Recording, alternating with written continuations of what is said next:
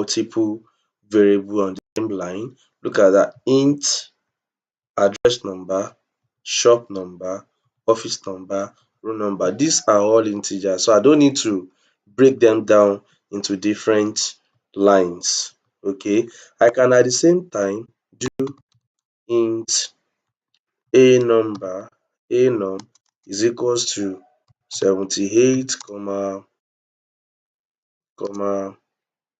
s num is equals to 4, o num is equals to 6, r num is equals to 98.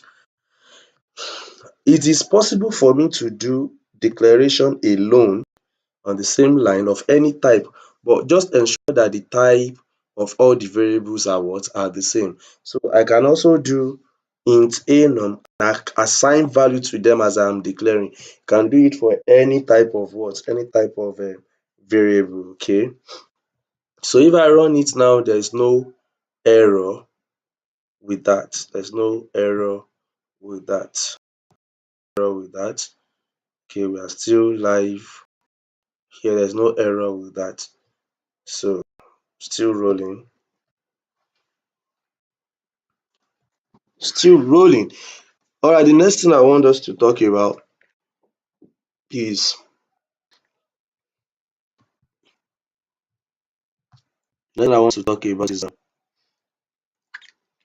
how um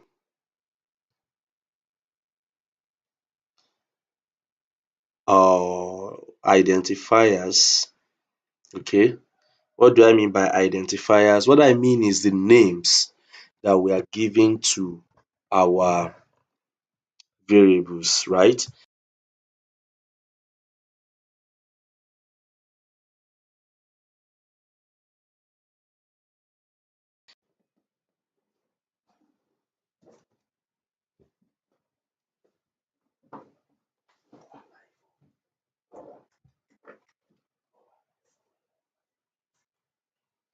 Okay, so I was talking about identifiers. The next one is that all Java variables must be identified with a unique name, right? What this is telling us is that once I have done my age, I can no longer use it. That is the reason when I wanted to add another variable name here, I did address number. But here now I cannot do address number again because it has been used. So all identifiers must be what? The same name.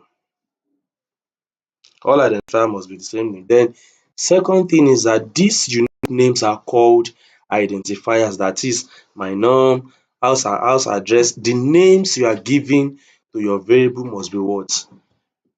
Must be unique, and they are all called identifiers, right? Identifiers name, you can give them short name like X, Y, Z, but just let it be what? Let it be something that you can remember. Let it match the intention. The reason you have X or you name it as X must be in line. For instance, let's say you are creating something like graph. You are now doing point, X point, Y point, right? X axis, Y axis. You can do that. X, Y, Z, right? So other rules for naming variables, name must begin with a letter. Even though it contains underscore, contains dollar sign, contains digit, make sure that they begin with what? With letter. Additionally, name should start with a lowercase letter.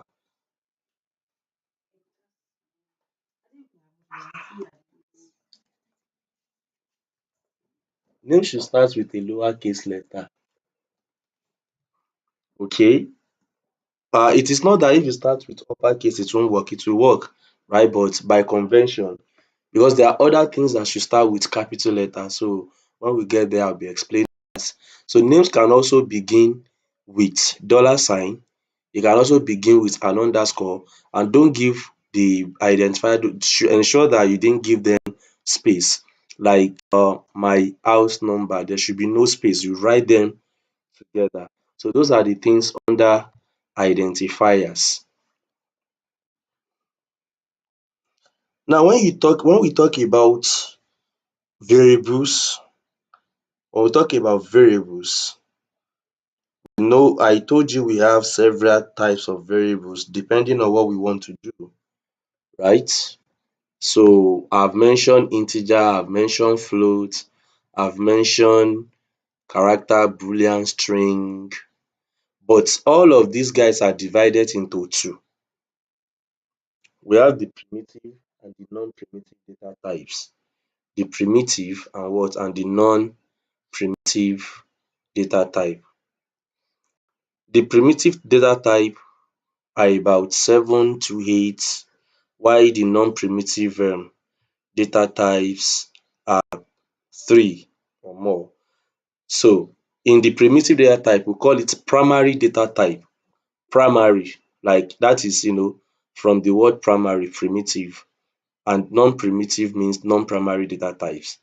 So the primitives are byte, short, integer, long, float, double, boolean, and character. So depending on the program you are coding, the type of variable you use, right? Let me show you those variables that have been mentioned. I've introduced integer, float, character, boolean.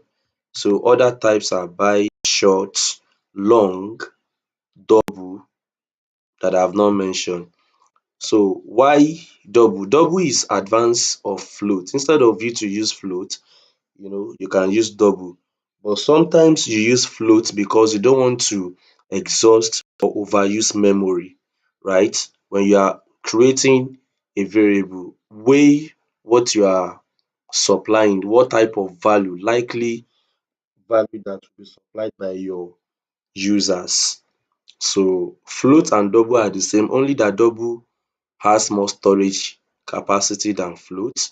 Same thing as short, long, and integer. Short, long, and integer with byte, right? And then we have boolean and character.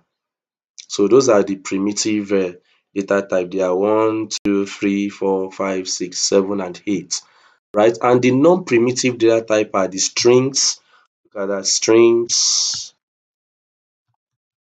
array, I think classes, string, array, and classes. So those are the non-primitive data type. Non-primitive data type. String. So what do I mean by non-primitive data type? They are objects. You create object from them, right? You create object from the array, from the string, from the classes. Okay. So those are the non-primitive data types. So the other time I was talking about the value that they can store. So explaining from byte, byte can only store 1 byte. That is 1 byte, that is 8 bits, right? That's 8 bits. So byte can store 8 bits of information. That's 1 byte. Then short can store 2 bytes. You can use byte to store whole number. You can use short to store whole number. But when you use them, when you know that the value you are storing is not that large, for byte you can store from -128 to +127. While short you can store from -32,768 to +32,767. Then integer is 4 bytes, short is 2 bytes, integer is 4 bytes. You can store whole number from 2 billion, -2 billion to +2 billion, while long you can store to trillion or more. And then float is 4 bytes. Float can have 6 to 7 decimal points. What do I mean by that? When you create something as float, you can have 1, 2, 3, 4, 5, 6 decimal points, alright, to 7 decimal points. While double can have about 15 decimal points. So anytime you know that your user may likely have less than 8 decimal points, you use float, for memory management, right? And then when they can store more than that, then you use double. Ensure that you manage your memory with the use of variable data type. You don't just apply any data type. Because double is used everywhere does not mean double is sufficient, like it's enough. So weigh your program, because the amount of variable you use determine the amount of memory your program will consume on your system. And when your software is too heavy, system will be shutting down, or it will be affecting your system in a nutshell. So, and then boolean is 1 bit, character is 2 byte. So that is on data type, right, in Java. So I'm going to write a simple program, and I will give you an assignment.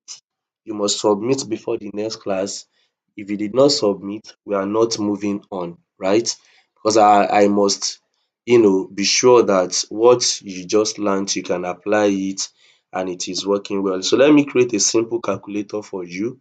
I can just add two numbers right together. So how do I do that? I'm going to click on new page, right? I'm going to click on new page.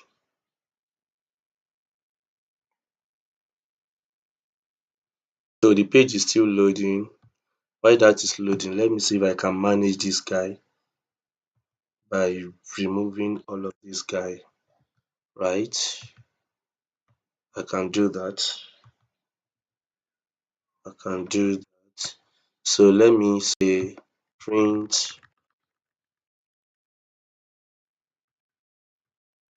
welcome,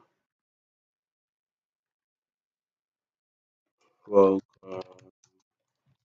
to my simple, let me call it simple calculator. Welcome to my simple calculator. Then don't forget, I want to get input from the user.